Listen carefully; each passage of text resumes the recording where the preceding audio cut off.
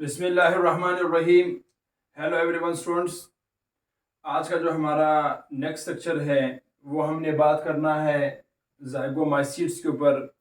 इससे पहले हमने किंगडम फंजाई की जो इंट्रोडक्टरी क्लास है, यानी इंट्रोडक्शन ऑफ फंजाई हमने पढ़ा है। उसके बाद हमने क्लासिफिकेशन ऑफ फंजाई पढ़ा। इसी के साथ साथ मैंने आपको ये बताया था कि सेप्टेट हाइपी क्या है और ए सेप्टेट हाइपी क्या है, और ये तमाम चीज़ों पर हम ऑलरेडी प्रीवियस लेक्चर में डिस्कशन कर चुके हैं। आज हम बात करेंगे क्लासिफिकेशन में सबसे पहले ज़ाइगोमाइसीट के ऊपर बात करेंगे, और ज़ाइगोमाइसीट की जो क्लासिफिकेशन जो रिप्रोडक्शन है वो एसेक्सुअल रिप्रोडक्शन की भी बात करेंगे इसी लेक्चर में। तो आप तमाम की तमाम कमांडो से रिक्वेस्ट है, जो नए हमारे पास व्यूवर्स है, आप काइंडली इस चैनल को सब्सक्राइब करें और हमें सपोर्ट कीजिए ताकि हम और भी अच्छे से अच्छे वीडियो बनाएं आपके लिए। तो चलते हैं लेक्चर की तरफ। आज हमने बात करना है ज़ाइगोमाइसीट के ऊपर।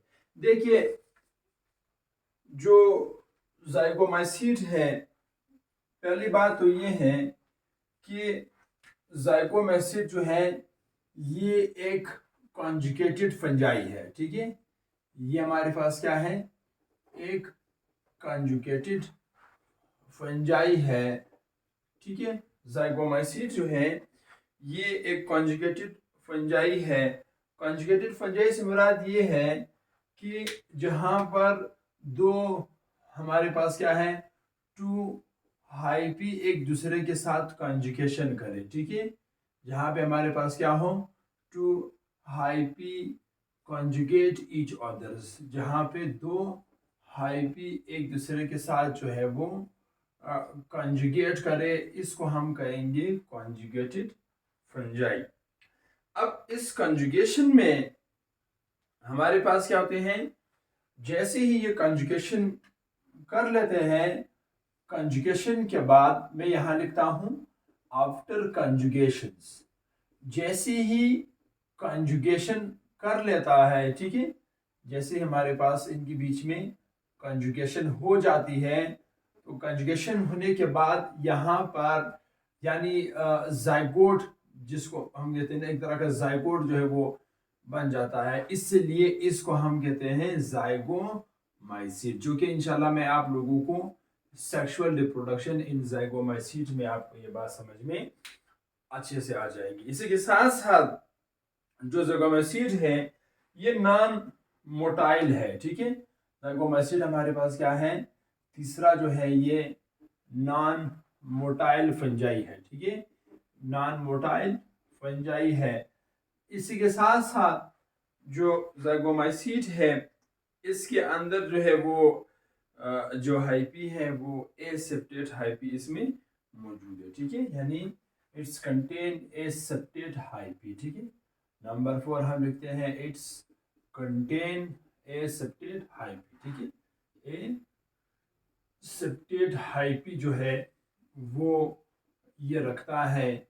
इसी एतबार से इसकी जो कुछ जो हमारे पास हमने प्रीवियस सेक्शन में भी इस पे बात की थी, जो ए सेप्टेट हाइपी हैं ये दरअसल मल्टी न्यूक्लिएटेड होता है। ठीक है, ये हमारे पास क्या होता है, मल्टी न्यूक्लिएटेड होता है, यानी इसमें बहुत सारे न्यूक्लियस जो है वो मौजूद है, इसलिए इसको हमने कोनोसाइटिक भी कहा था। ठीक है, इसको हमने कोनोसाइटिक हाइपी भी कहा था, जिसमें जो कि मल्टी वो हाइपी जो हमारे पास क्या हो, हमारे पास जो है वो प्यारे स्टूडेंट्स जो है हाइपी, मैं ज़रा लिख लूँ, वो हाइपी जो कि मल्टी न्यूक्लिएटेड हो उसको कोनोसाइटिक हाइपी भी कहते हैं। अब इसी के साथ साथ कोनोसाइटिक हाइपी के साथ साथ यहाँ पर इसकी ज़रा हम एग्जांपल समझते हैं। यहाँ पर जो है हमने आगे जाके बात करना है। इसकी जो एग्जांपल हमारे पास है, जो कि हमारे पास है राइजोपस।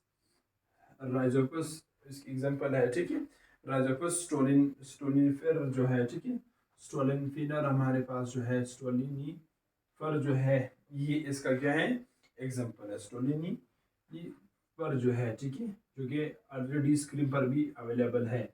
स्टोलिनिफर जो है ये इसके एग्जांपल है।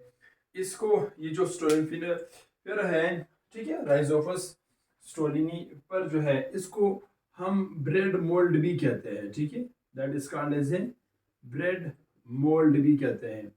इसको ब्रेड मोल्ड इस वजह से कहते हैं क्योंकि ये जो फंजाई है ये ब्रेड के ऊपर ही ग्रो करता है, ठीक है, ब्रेड के ऊपर ही ग्रो करता है, इसीलिए इसको ब्रेड मोल्ड भी कहते हैं, जो कि ऑलरेडी स्क्रीन पर ये अवेलेबल है।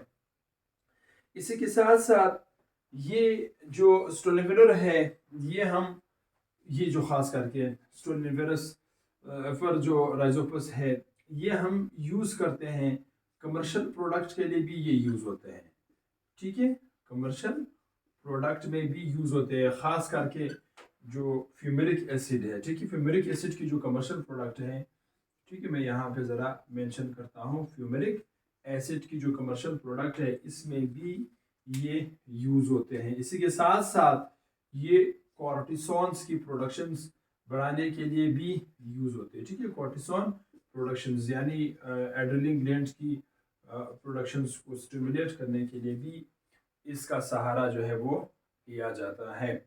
इसी के साथ साथ डियर स्टूडेंट्स हमारे पास जो है, ज़रा मैं इसकी स्ट्रक्चर पे जाता हूँ, वेजिटेटिव स्ट्रक्चर पे, ठीक है, ये सारे बातें नोट करें, जल्दी करें। अब मैं इसकी जो है वेजिटेटिव प्रोपगेशन और साथ में रिप्रोडक्शन की तरफ भी ज़रा मैं मूव करता हूँ, ठीक है, मैं ज़रा इन जाता हूँ। अब यहाँ पर इसका जो वेजिटेटिव स्ट्रक्चर है वो हमारे पास जो है इसमें सेक्सुअल भी है और एसेक्सुअल भी है। यहाँ पर हम एडिंग देंगे वेजिटेटिव स्ट्रक्चर ऑफ जाइगोमाइसीट, ठीक है, हमारे पास क्या है vegetative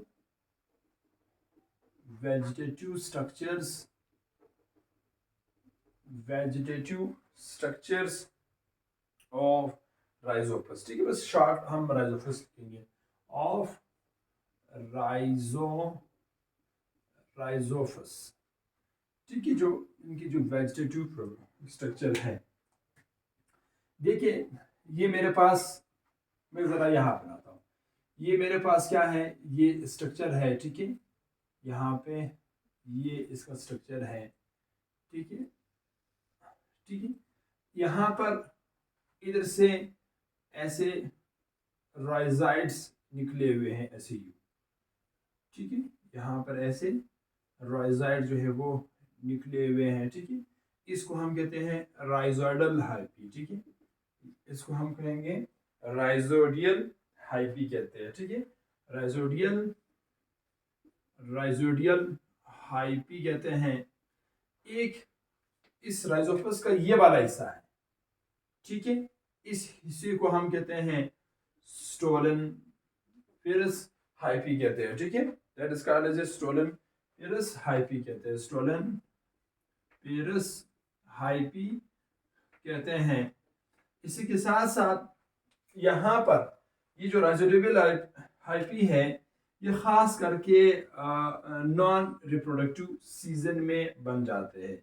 it can grow in non reproductive seasons, ये खास करके नॉन रिप्रोडक्टिव सीजन में ही ग्रो करता है।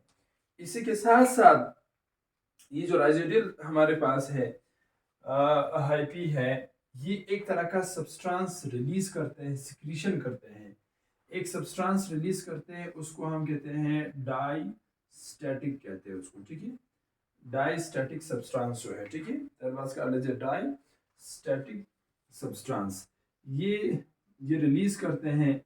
इस डाइस्टैटिक सब्सटेंस का काम ये है कि ये इनसोल्युबल कार्बोहाइड्रेट को सोल्युबल कार्बोहाइड्रेट में कन्वर्ट करता है, ठीक है, तो इसका काम क्या है, इनसोल्युबल कार्बोहाइड्रेट को कन्वर्ट करना, ठीक है, इनसोल्युबल कार्बोहाइड्रेट को कन्वर्ट करना सोल्युबल कार्बोहाइड्रेट में, convert it into soluble carbohydrates. जैसे ही सोलुबल कार्बोहाइड्रेट में ये कन्वर्ट कर देते हैं, फिर वही जो जाइगोमाइसीट है, जो राइजोपस है, फिर वो क्या करते हैं, फिर उसको वो एब्जॉर्ब कर लेते हैं। अब यहाँ पर जो है, ये तो हमने इसके स्ट्रक्चर्स की थोड़ी सी बात की, ठीक है। यहाँ पर और भी इस तरह जो है वो स्ट्रक्चर में और भी इस तरह हमारे पास जो है वो रेसिडुअल हाइपी वगैरह है। ऊपर की तरफ भी हमारे पास ये कुछ इस तरह का जो है वो बना रहता है, ठीक है। अब इधर हमारे पास जो है, अब हम अगला जो हिस्सा है वो हम मूव करेंगे यहाँ से। अब जैसे मैंने ये बनाया, ये यहाँ पर ऐसे बड ग्रो करता है सी यू, ठीक है। यहाँ पर ऐसे जो बड है वो हमारे पास ग्रो करता है। अब यानी मैं इधर एक ऐसा एडिंग देता हूँ, ठीक है, एडिंग देता हूँ मैं एसेक्सुअल रिप्रोडक्शन। अब इसमें एसेक्सुअल रिप्रोडक्शन कैसा होता है, ज़रा आप लोग स्टूडेंट्स गौर से इसको देखें। एसेक्सुअल रिप्रोडक्शन में सबसे पहले हमारे पास होता ये है कि ये जो बड है वो शुरू में आहिस्ता आहिस्ता यहाँ इस राइजोपस की ये जो बड वाली हिस्सा है, ये बड शुरू में ग्रो करता है, ठीक है। जैसे ही ये बड ग्रो कर लेता है, ये वाला बड, ठीक है, ये बड जैसे ही ग्रो करता है, मैं ज़रा इसके डायग्राम यहाँ बनाता हूँ, ठीक है। मैं ज़रा इसका स्ट्रक्चर यहाँ बनाता हूँ, ठीक है। ये जैसे ग्रो कर लेता है, इसका स्ट्रक्चर कुछ इस तरह आ जाते हैं, ठीक है। कुछ इस तरह हमारे पास स्ट्रक्चर उसका आ जाते हैं। यहाँ पे इस तरह हमारे पास स्ट्रक्चर इसका बन जाता है सी यू, ठीक है। जैसे ही स्ट्रक्चर बन जाता है, अब ये बर्ड जब ग्रो करता है ऐसे ही सबस्ट्रेट बन जाता है, ठीक है। जैसे ही ये सबस्ट्रेट बन जाता है, ए सबस्ट्रेट बन जाता है। अब इस ए सबस्ट्रेट में मैंने पहले आपको बताया कि ये जो है मल्टी न्यूक्लिएटेड है, क्योंकि ए सबस्ट्रेट है। यहाँ पर ये इसका ऊपर वाला एरिया है। अब इसमें यहाँ पर जो समझने वाली बात है, एक इसका बिल्कुल ऊपर वाला, एक इसका बिल्कुल ये वाला हिस्सा है, इसको कहते हैं एपोफाइसिस कहते हैं, ठीक है। ऑलरेडी हमारे पास जो है वो स्क्रीन पर प्यारे स्टूडेंट्स ऑलरेडी इसका जो डायग्राम है वो अवेलेबल है, वहाँ से भी आप देख सकते हैं। एक इसका ये ऊपर वाला पोर्शन है, ऊपर वाला हेड वाला हिस्सा है, इसको हम जो है वो स्पोर कहते हैं, या इसको हम स्पोरेंजियम कहते हैं। जहाँ पे स्पोर्स मौजूद है, इसी को हम कहेंगे स्पोरेंजियम, ठीक है। स्पोरेंजियम है, इस स्पोरेंजियम के अंदर जो है वो स्पोर्स मौजूद है, ठीक है, स्पोर्स मौजूद है। इसी के साथ साथ एक हमारे पास ये इसकी हमारे पास जो है ये डंडी है, जिसको हम स्पोरेंजियोस्पोर हमारे पास कहते हैं, ठीक है। इसकी ये वाला जो डंडी है, स्पोरेंजियोस्पोर कहते हैं। अब मैं, क्योंकि हम पढ़ रहे हैं एसेक्सुअल रिप्रोडक्शंस इन राइजोपस के अंदर, मैं क्या करता हूं, मैं इस हेड वाले हिस्से को यहाँ नीचे फिर बनाता हूँ, यहाँ पे ऐसे नीचे मैं फिर बनाता हूँ, ठीक है। ज़रा यहाँ पर ये डायग्राम फिर से ड्रा करते हैं। अब इधर हमारे पास क्या है, ज़रा ये हेड वाला हिस्सा यहाँ पर विड्रॉ करते हैं। यहाँ पे ये इसका हेड वाला हिस्सा है, ठीक है। यहाँ पे ये इसका हेड वाला हिस्सा है, ठीक है। थोड़ा सा मैं बड़ा बनाता हूँ ताकि आप लोगों को समझाने में मुझे मुश्किलात ना हो, ठीक है। थोड़ा बड़ा बनाता हूँ इधर। यहाँ पे मैं थोड़ा सा बड़ा बनाता हूँ। देखिए ये कुछ इस तरह का जो है वो स्ट्रक्चर, जो कि ये वाला हिस्सा ऊपर वाला जो हमारे पास हिस्सा है, इसके साथ मैं लिखता हूँ पॉइंट नंबर 2 ताकि आपको आसानी हो। इसमें होता क्या है कि अतराफ पर यहाँ पर न्यूक्लाई मौजूद है, ठीक है, पेरी पेरी में हमारे पास क्या मौजूद है, न्यूक्लाई जो है प्यारे स्टूडेंट्स मौजूद है। ठीक है, यहाँ पर अतराफ में ये न्यूक्लाई मौजूद है। अच्छा, इधर सेंटर वाला एरिया जो है, एक इसका बिल्कुल सेंटर वाला हमारे पास हिस्सा है। ये जो सेंटर वाला हिस्सा है इसको कोलिम्यूला कहते हैं। ठीक है, that was called as a columella. ठीक है, that was called as a columella plasm कहते हैं। ठीक है, that was called as a columella plasm कहते हैं इसको। ठीक है, कोलिम्यूला प्लाज्म वाला एरिया है यहाँ, यानी इधर इसके इर्द गिर्द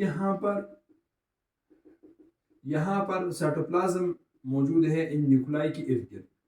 ठीक है, यहाँ इर्द गिर्द ये साइटोप्लाज्म जो है वो इस न्यूक्लाई के इर्द गिर्द मौजूद है, इसलिए इस साइटोप्लाज्म को हम कहेंगे सारोप्लाज्म कहते हैं। That was called as a sarcoplasm कहते हैं। ठीक है, that was called as a sarcoplasm कहते हैं, जो कि आउटसाइड पर मौजूद है। ये इसका स्ट्रक्चर है। ठीक है, इर्द गिर्द सेंटर के इर्द गिर्द भी हमारे पास मौजूद है। अब यहाँ पर अगला जो स्टेप इसमें है, इसी स्ट्रक्चर को मैं फिर यहाँ दोबारा बनाता हूँ। ठीक है, आप लोगों को समझाने के लिए यहाँ पर ये इसका वही डायग्राम है। ठीक है, अब इसमें होता क्या है कि ये साइटोप्लाज्म जो है वो सेंटर में फ्यूज हो जाएंगे। यहाँ पर फर्ज करें, यहाँ पे दो न्यूक्लाई मौजूद हैं, यहाँ पर दो न्यूक्लाई मौजूद है, यहाँ पर ये न्यूक्लाई जो है इसके ऊपर इस तरह मेम्ब्रेन आ जाते हैं। ये साइटोप्लाज्म सारे के सारे अंदर की तरफ डिफ्यूज हो जाते हैं, एसयू स्ट्रक्चर्स बन जाते हैं, एसयू। ठीक है, ऐसा हमारे पास स्ट्रक्चर जो है वो बनना शुरू हो जाते हैं। ठीक है, ये हमारे पास स्ट्रक्चर जो है वो बन जाते हैं, एसयू। ठीक है, क्योंकि हम मोस्टली एसेक्सुअल रिप्रोडक्शन पढ़ रहे हैं, तो ये इर्द गिर्द इस तरह जो है वो जो डायग्राम है, जो स्ट्रक्चर है वो बन जाते हैं। अब एक हमारे पास जो है जो सेंटर वाला कोलिम्यूलो प्लाज्म है, ठीक है, ये हमारे पास, इसको फिर हम एक सेंटर वाला ऐसा भी हमारे पास, इसको हम कोलिम्यूला कहते हैं, जो कि सेंटर वाला ऐसा भी इस तरह ये पूरा ऐसे डिफ्यूज्ड हो जाते हैं एक दूसरे में। इस हिस्से को हम कहेंगे कोलिम्यूला कहते हैं। That is called as a columella कहते हैं। ठीक है, this is called as a columella, जिसमें cytoplasm is found at the centre. इसमें साइटोप्लाज्म सेंटर की तरफ जो है वो चला जाता है। तो हम यहाँ लिखते हैं cytoplasms are found in the centre. ठीक है, वो सेंटर की तरफ जो है वो क्या करते हैं, मूव करते हैं। अब जैसे इस तरह बन जाते हैं, फिर नेक्स्ट स्टेप में होता ये है, ठीक है, नंबर 3 स्टेप में वो ये होता है कि ये जो स्ट्रक्चर है, ये स्ट्रक्चर बाद में रप्चर हो जाते हैं। क्योंकि प्यारे स्टूडेंट्स, हम ये समझ रहे हैं कि राइजोपस में एसेक्सुअल रिप्रोडक्शन कैसा होता है। तो इसमें पहले हमारे पास बर्ड की ग्रोथ हुई, बर्ड की ग्रोथ के बाद जो है वो यहाँ पर ये पूरा बर्ड यहाँ तक हाइपी बना। इस हाइपी की हेड वाले हिस्से में इस तरह न्यूक्लाई अतरा पर मौजूद है, कोलिम्यूलोप्लाज्म सेंटर में है। कोलिम्यूलोप्लाज्म ने जो आसपास जो सेंटर वाली जो साइटोप्लाज्म है इसको उसने एब्जॉर्ब कर लिया, इसने डायरेक्ट उसको कोलिम्यूला कहा। साथ में जो न्यूक्लाई है वो अतराफ की साइटोप्लाज्म को अपने अंदर ले लेते हैं, और एक से लेके 3 न्यूक्लाई इसके अंदर बेसिकली आते हैं। 2 भी आ सकते हैं, 3 भी आ सकते हैं। अब अगला स्टेप जो आएगा इस एसेक्सुअल में, वो ये होगा कि इस स्टेज के बाद जो है फिर ये हाइपी का जो स्पोरेंजियम है, ये स्पोरेंजियम रप्चर हो जाएंगे। ठीक है, तो हम यहाँ पर लिखते हैं जो थर्ड स्टेज हमारे पास है वो क्या है, स्पोरेंजियम रप्चर हो जाएंगे। ठीक है, स्पोरेंजियम बिकम्स रप्चर्स। ठीक है, स्पोरेंजियम जो है वो रप्चर हो जाएंगे। अब जैसे ही स्पोरेंजियम रप्चर हो जाएंगे, इससे सारे के सारे जो हमारे पास जो अंदर जो ये न्यूक्लाई है ये बाहर आ जाएंगे। मैं ज़रा यहाँ डायग्राम बनाता हूँ। ठीक है, यहाँ पे डायग्राम में बनाता हूँ ताकि जगह थोड़ा सा ज़्यादा अवेलेबल हो। ठीक है, मैं इससे को थोड़ा सा रिमूव करता हूँ। अब यहाँ पर क्या है, ये जैसे ही यहाँ पर ये वही सबटेट वाला हिस्सा है, इसमें होता क्या है कि ये हिस्सा जो है वो ऐसे रप्चर हो जाते हैं। जैसे रप्चर हो जाते हैं, यहाँ से सारे न्यूक्लियाई जो है वो बाहर की तरफ ऐसे रिलीज हो जाते हैं। ठीक है, सारे के सारे जो है वो हमारे पास जो है वो बाहर की तरफ जो है वो रिलीज होना शुरू हो जाते हैं। यानी इधर ये पहला हमारे पास न्यूक्लियाई बाहर आया, ठीक है, और इस तरह आया, इसमें 2 भी न्यूक्लियाई हो सकता है, 3 भी हो सकता है। ठीक है, ये इस तरह सारे के सारे जो है वो बाहर आना शुरू हो जाते हैं। ठीक है, ये हमारे पास क्या है, इट कंटेन। अब इसमें ये जो हमारे पास हिस्सा है, इसमें हमारे पास हम लिखते हैं इट्स कंटेन 2 और मोर न्यूक्लियाई। ये 2 या 2 से ज्यादा न्यूक्लियाई रखता है। अब ये क्या करेंगे, इस न्यूक्लियाई से आगे जा करके जो है वो एसेप्टेट हाइपी जो है वो इससे बनेंगे। ठीक है, यहाँ पे एसेप्टेट हाइपी इससे जा करके बनेंगे। अब कैसे, मैं इसको थोड़ा सा ऊपर लेके चलता हूँ, इसी डायग्राम को मैं ऐसे ऊपर बनाता हूँ, इससे ऐसे जो है वो सबस्ट्रेट जो है वो बनना शुरू हो जाते हैं ऐसे। ठीक है, ये एक हुआ, ये हमारे पास दूसरा हुआ, जितने भी है इससे एक न्यू हाइपी बन जाते हैं। ठीक है, एक न्यू हमारे पास जो है वो एसेप्टेट हाइपी जो है बनना शुरू हो जाते हैं। इसमें जो न्यूक्लियस है, न्यूक्लियस बिल्कुल यहाँ पर मल्टी न्यूक्लिएटेड स्ट्रक्चर जो है वो इसी के अंदर इसी तरह जो है वो मौजूद रहते हैं। बाद में यही जो डायग्राम है, जिनको मैं 4 स्टेज लिखता हूँ, 5th स्टेज में क्या होगा, 5th स्टेज में इससे वापस जा करके क्या बनेंगे, एक इस तरह वापस जो है वो हाइपी जो है वो बनना शुरू हो जाते हैं ऐसे ही। ठीक है, यहाँ पर हाइपी जो है उससे बनना शुरू हो जाते हैं, फिर रेजिडुअल हाइपी वगैरह ये सारे इस तरह जो है वो इससे बनना शुरू हो जाते हैं। फिर यहाँ पर कोई बर्ड वगैरह ग्रो करता है, वो फिर जा करके ग्रोथ में हिस्सा लेता है। इस तरह जो है वो स्टेज नंबर 5 जो है वो हमारे पास जो है लास्ट में जा करके जो है क्या होते हैं, एक तरह का जो है वो वेजिटेटिव स्ट्रक्चर बन जाता है। ठीक है, ये हमारे पास क्या है, ये एक वेजिटेटिव स्ट्रक्चर है। अब अगर आप इस वेजिटेटिव स्ट्रक्चर में या इस पूरी सेशन में आप देखेंगे, यहाँ पर किधरी भी गैमेट्स की मैक्सिंग नहीं है, किधरी भी नहीं है। ठीक है, इस वजह से यहाँ पे क्या है, नो गैमेट्स मैक्सिंग है। इस पूरी एपिसोड में हमारे पास क्या है, नो गैमेट्स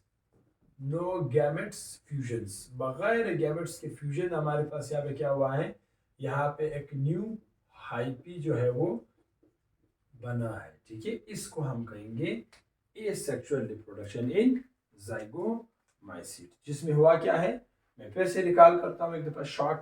हमारे पास जो है ये हमारे पास एक राइजोपस स्टोनिफेरस हमारे पास है, ज़ाइगोमाइसीट है कि एक टाइप है, जिसमें हमारे पास हुआ क्या है कि इस पहले सबसे पहले बर्ड ने ग्रो किया। इनमें से एक ये इसका अपनी जो सेंट्रल बॉडी है इसको कहते हैं स्टोलिनफेरस हाइपी कहते हैं, यहाँ से राइजोडियल हाइपी ने ग्रो किया।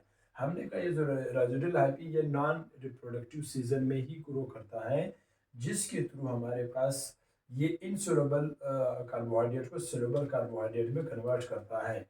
जैसे कन्वर्ट कर लेता है फिर वो इसको एब्जॉर्ब करते बतौर खुराक जो है वो उसको ले लेता है। बाद में हमारे पास हमने इस हिस्से को यहाँ पे हाईलाइट किया पूरा डायग्राम। इसमें हमारे पास जो ऊपर वाला हिस्सा है इसको हम स्पोरेंजियम कहते हैं। ये इसका ये वाला जो एंट्री वाला पॉइंट है, यानी जो हेड के ऊपरी वाला हिस्सा, इसको हम कहेंगे एपोफाइसिस। इसी के साथ साथ जो स्पोर बना। बाद में हमारे पास क्या है कि इधर सेंटर में हमारे पास यहाँ पर साइटोप्लाज्म मौजूद है। ठीक है, साइटोप्लाज्म तो न्यूक्लियस के इर्द गिर्द भी मौजूद है और अतराफ पर जो न्यूक्लियस है वहाँ पर भी मौजूद है। अब ये जो सेंटर वाला है इसको हम जो है वो कोलिमिला कहते हैं। साथ में इधर इर्द गिर्द प्लाज्म भी मौजूद है, यानी फ्लूइड भी मौजूद है, इसलिए इसको हम कोलिमिला प्लाज्म कहते हैं। इस कोलिमिला प्लाज्म के बाद जो है यहाँ पर इर्द गिर्द यहाँ पर न्यूक्लियस भी मौजूद है और उस न्यूक्लियस के इर्द गिर्द जो साइटोप्लाज्म मौजूद है उसको हम कहेंगे सारोप्लाज्म कहते हैं। बाद में हमने इस स्ट्रक्चर को मज़ीद यहाँ पर दूसरे स्टेप में हमारे पास बनाया, जिसमें हमारे पास ये जो न्यूक्लाई है वो न्यूक्लाई हमारे पास आ करके इस पर एक मेम्ब्रेन आ जाता है। इसमें जो सारोप्लाज्म है वो सब में इनसाइड की तरफ जो है वो मूव करते हैं। जैसे मूव कर लेते हैं, अब यहाँ पर जो है ये जो स्पोरेंजियम है ये अब रेडी है रैप्चर होने के लिए। ठीक है, जैसे ये रैप्चर हो जाते हैं, इस रैप्चर से इससे हमारे पास जो है वो होता ये है कि इससे तमाम के तमाम जितने भी न्यूक्लाई है, ये न्यूक्लाई सारे के सारे जो है वो बाहर आ जाते हैं। इसलिए इसकी तादाद 2 या 2 से ज़्यादा 3 तक हो सकता है। इसको हमने कहा था कि बाद में जा कर के एसेप्टेट में कन्वर्ट हो जाएंगे। तो ये रहा हमारे पास ए सेक्सुअल रिप्रोडक्शन इन पंजाई। आप सब जो इन रजोपस आप सब कमांडो से ये रिक्वेस्ट है, मैं बार बार कहता हूँ, काइंडली आप लोग हमें सपोर्ट कीजिए और वीडियो पसंद आए तो लाइक कीजिए और सब्सक्राइब कीजिए। Thanks for watching, all the best my commando.